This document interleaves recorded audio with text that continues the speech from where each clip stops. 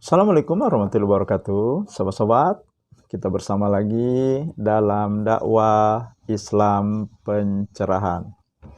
Sobat-sobat, ada komen seperti ini sobat-sobat. Nah, bisa dibaca.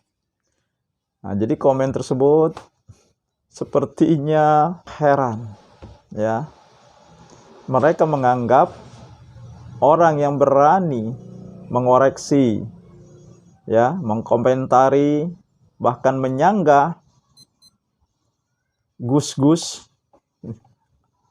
yang notabene anak kiai, ini sesuatu yang luar biasa, ya, sesuatu yang kalau di kalangan aswaja mungkin tabu, bisa juga dilarang, karena mereka menempatkan kiai dan anak-anaknya begitu tinggi, seolah-olah mereka orang suci tanpa kesalahan.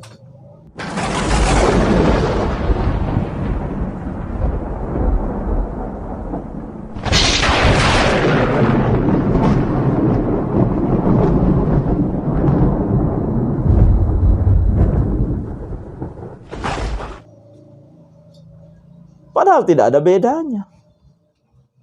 Anak kiai dan bukan kiai.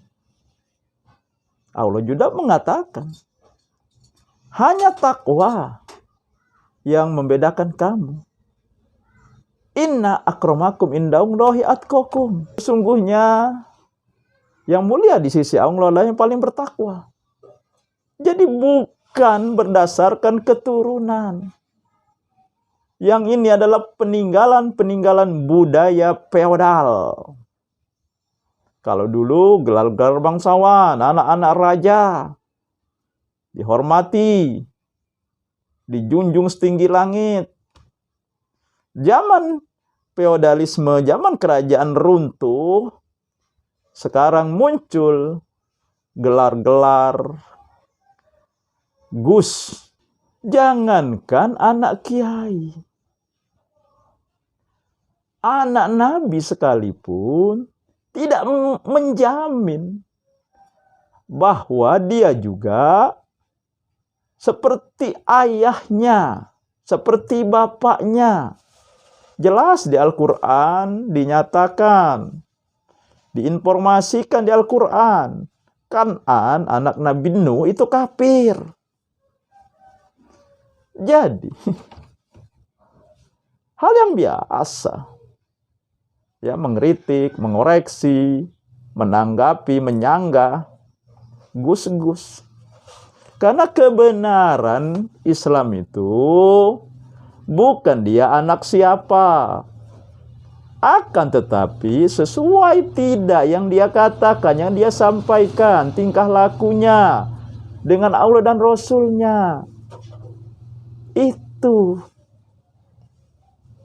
Nah, maka disinilah pihak aswaja tidak menemukan kebenaran yang sebenar-benarnya mengenai pemahaman Islam ini. Karena mereka selalu mentok dengan kiainya, dengan ulamanya, dengan gusnya, anak kiai mereka.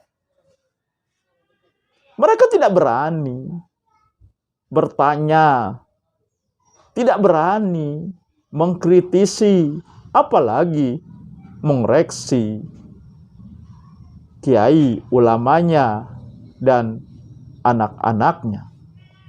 Padahal tidak ada perbedaan. Kalau pihak aswaja menempatkan kiainya, ulamanya, gusnya sama, atau bisa juga dan bahkan melebihi Nabi. Karena begitu dihadapkan kepada dalil Al-Quran dan hadis Nabi, mereka tolak karena tidak sesuai dengan yang diajarkan kiainya, dengan yang dikatakan ulamanya, dengan yang dipahamkan oleh gusnya. Inilah yang disindir oleh Allah. mereka menuhankan orang-orang alimnya di antara mereka. Bukankah ini kesyirikan yang nyata? Nah, biasanya mereka berkilah. Itu tuh untuk orang Nasrani ayat tersebut. Mungkin asbabun nuzulnya memang seperti itu. Akan tetapi pada akhirnya Al-Quran ini bersifat umum.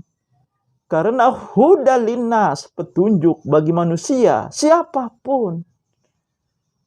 Tidak dipilah-pilah. Ini untuk Nasrani, ini untuk Yahudi, ini untuk orang Islam. Kalau ayat tersebut bukan untuk kita orang Islam, kenapa diturunkan kepada Nabi Muhammad? Jadi, asbabun nuzul itu hanya bersifat historis, hanya bersifat sejarah untuk mengetahui latar belakang salah satu ayat diturunkan. Begitu juga dengan asbabul wurud yang berhubungan dengan hadis. Itu hanya untuk mengetahui juga latar belakang ketika hadis itu muncul. Jadi asbabun nuzul, asbabul wurud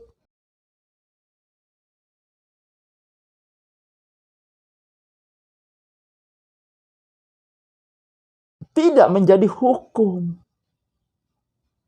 Yang menjadi hukum adalah ayat-ayat dan hadis-hadis yang tersebut. Kesimpulannya, siapapun harus kita kritisi pemahamannya, pendapatnya, perkataannya, dan apa yang dia lakukan dengan Al-Quran dan Sunnah Nabi.